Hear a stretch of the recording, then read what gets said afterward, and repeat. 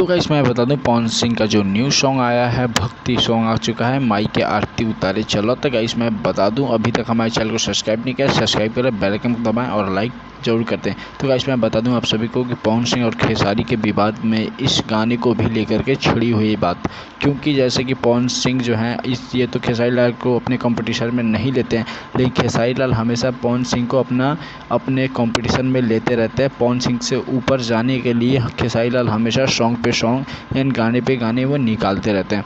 तो गाइस मैं आप सभी को बता दूं कि जो माई के आरती उतारा सॉन्ग जो है अभी ही आज के टाइम पे ही रिलीज़ किया है। इस पे जो है 1 लाख लाइक कंप्लीट हो चुके हैं। और बात की जाए इस सॉन्ग की, तो ये सॉन्ग जो है आपको अगर यहाँ पे अगर कमेंट करते हैं तो मैं इसका लिंक आपको दे दूंगा, आप जाके वहाँ से विजिट कर सकते हैं। तो गाइस एक चीज़ और, अगर आज वीडियो में आगे बढ़ने से पहले एक चीज़ आप हमें और बता दीजिए कि आप सबसे बड़े फैंस किसके हैं, खेसारी लाल या पवन सिंह? अगर आप इन दोनों में से किसी के भी सबसे बड़े फ़ैन हैं तो कमेंट में ज़रूर बताएं।